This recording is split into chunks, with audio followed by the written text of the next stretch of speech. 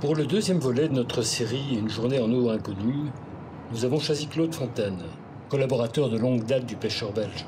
Claude pêche habituellement la biémelle dans l'Entre-Sambre-et-Meuse. Et la biémelle est plutôt un ruisseau qu'une rivière. Il s'est spécialisé dans la pêche en dérive naturelle. Nous avons décidé de l'emmener sur l'Ourthe.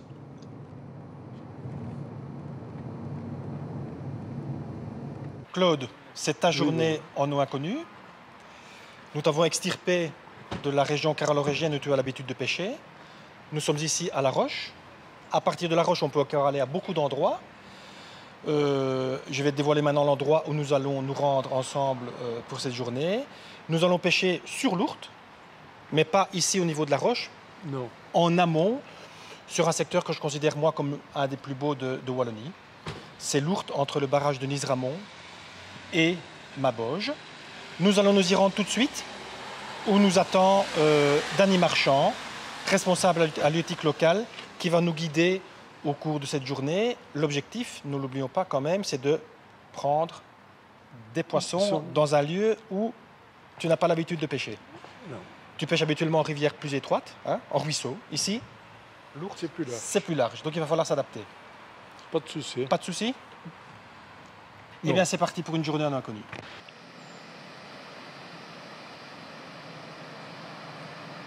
À l'arrivée, en aval du barrage de Nice-Ramon, Claude semble dubitatif.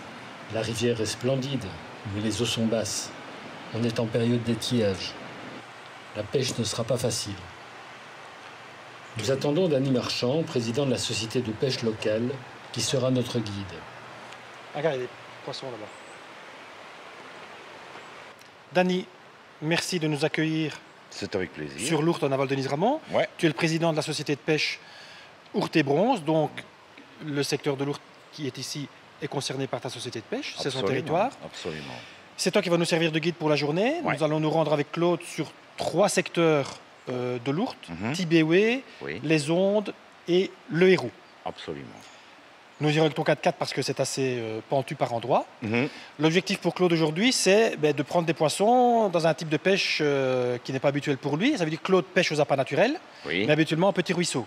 C'est ça. Du bord. Ici, il aura face à lui une rivière plus large. Il va devoir entrer dans l'eau, il va devoir faire de grandes dérives. Ça va. OK? Et on verra ce que ça va donner. Pas de souci.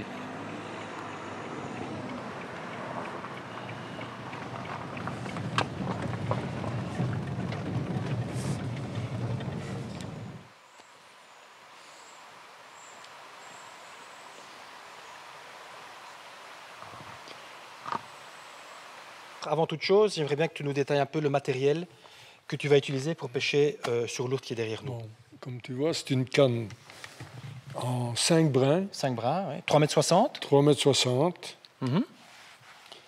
Au niveau du moulinet, un semi-automatique? Oui, c'est un semi-automatique, mais ce n'est que pour le rappel. Ce n'est que pour le rappel du fil. Oui. Il faut tirer. Au niveau du cours de ligne, on est en combien de centièmes, Claude? Ici, on est en 16. En 16 centièmes. En 16 centièmes. Brièvement, ta ligne, tu vas la construire de quelle manière? Donc, à ça, je vais passer un guide-fil. Un guide-fil. Je vais l'attacher le bout à un émerion. Un émerion. Et puis un bas de ligne. Un bas de ligne, combien de centièmes le bas de ligne? Donc 16 en corps de ligne et en bas de ligne? 14. 14 centièmes. Hameçon numéro? Bon, ici, je crois qu'on va pêcher à la teigne, un 14. Hameçon numéro 14, tu vas débuter en pêchant à la teigne. Tu as avec toi des teignes et des vers de terre? Oui. Donc, 2 types d'èches. Voilà. Mais ça vaut mieux. Il vaut mieux. OK. Tes hameçons sont sans ardillon ou avec ardillon? Sans ardillon. Et des ardillons écrasés. Ardillon écrasé. Il y a une raison? Ben oui.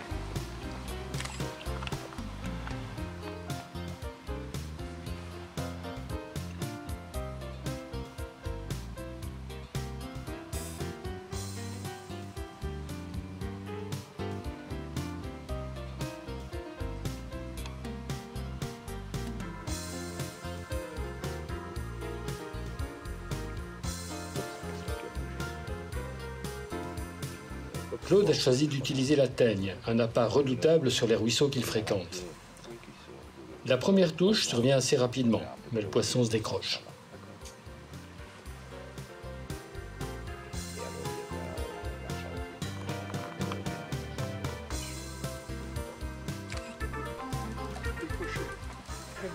La première capture sera un spirlin.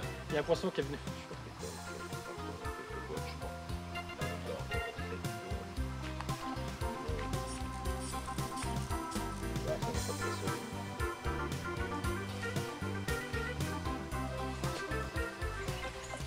Ensuite, un tacon se pend à la ligne de Claude, qui commence tout Tacon, doucement à trouver ses marques. Vu d'ici, oui, je peux me tromper. Hein.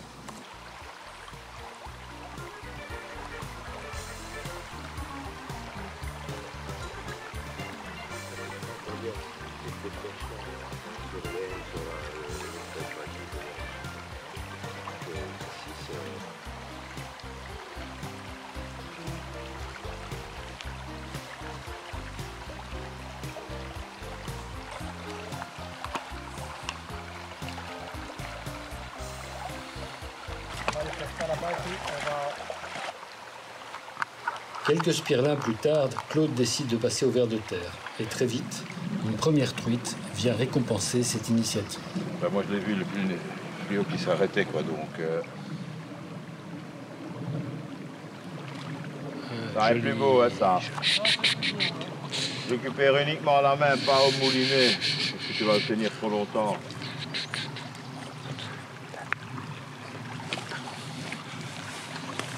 Ah, l'épuisette, elle est pas ici. Accessoiriste, l'épuisette. Je ne sais même pas où elle est.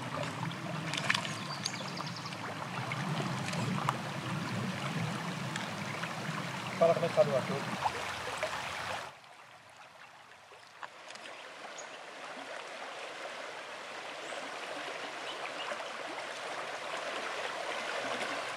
La pluie met fin à la première partie de la journée. La suite va se dérouler sur le Héroux. Les coulées y sont légèrement plus profondes et Claude légèrement plus à l'aise.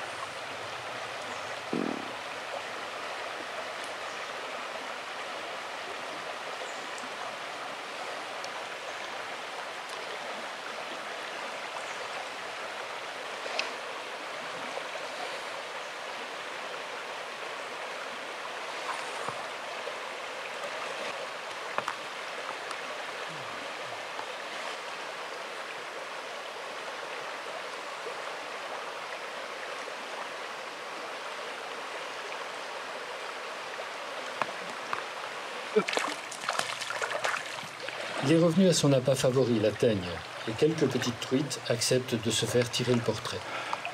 Bruno,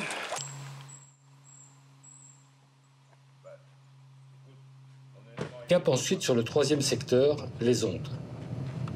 Nous grimpons dans le 4x4 de Dany, car à cet endroit, l'ourte est relativement peu accessible.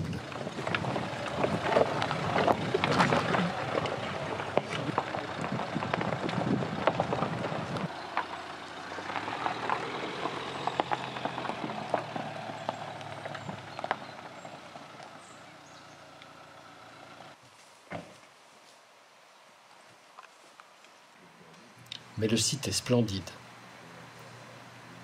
Et Claude va remarquablement tirer son épingle du jeu.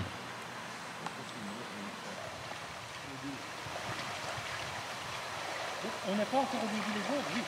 Bien sûr, j'ai vu le panneau, on est aux autres.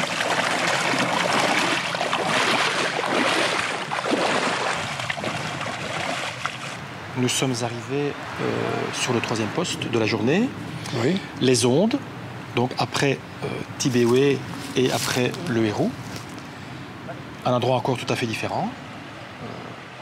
Comment le sens-tu? ah, il n'y a déjà pas beaucoup d'eau. Oui, ça c'est une remarque générale que tu nous as faite aujourd'hui. Il n'y a pas beaucoup d'eau. D'eau, non. Tu es un Non. peu décontenancé par la chose. Hein. Oui, je dois dire, Il va falloir chercher les belles veines d'eau.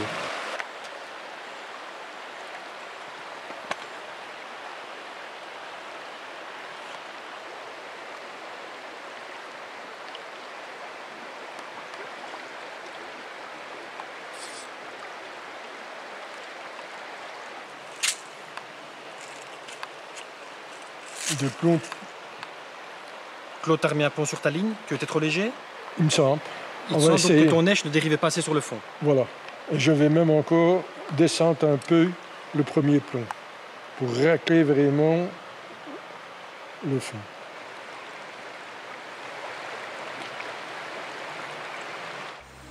Voici, je vais sur le fond.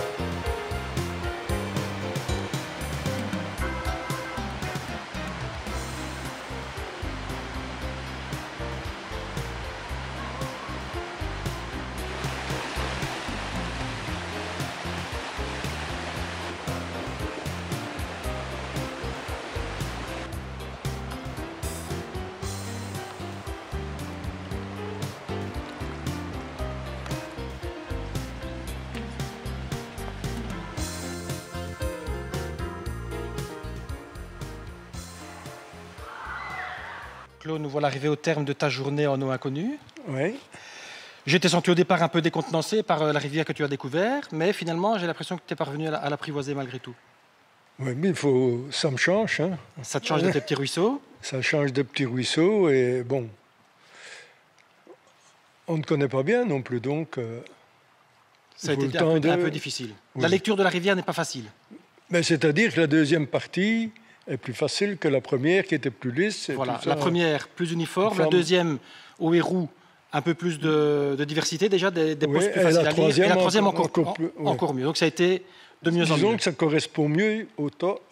que tu Enfin, connais toi dans tes ruisseaux. Voilà. Oui, et puis comment, la pêche en dérive naturelle, tu ne sais pas faire des grandes surfaces, tu n'as que des coulées, donc Voilà. c'est plus facile la troisième partie que la première. Que la première où c'était plus uniforme. Mais moi je crois que ce test est une réussite finalement, parce qu'on a quand Ah même oui, parce pris pas qu'on a mal pris beaucoup de poissons. Oui, Ouais, hein, des poissons ça. sauvages, des truites, c'était C'est pas bien. mal du tout, avec quand même une neige qui s'est montrée supérieure aux autres, C'est le ver de terre. l'éternel ver de terre. L'éternel Ouais. ver de terre. Hein. Ouais, ouais. Plusieurs dérives avec des teignes Qui n'ont rien donné. qui n'ont rien donné, et puis une seule dérive au vert au même endroit, c'est la touche, c'est le Touche, poisson. mais bah ouais. Le poisson. Voilà. Ça, C'est lèche par excellence. oui. Voilà Claude, je te remercie pour cette journée. Et moi aussi, de m'avoir fait découvrir un beau coin comme ça. L'une des plus belles rivières de Wallonie. Ouais, ouais. Voilà Claude, merci. Merci aussi.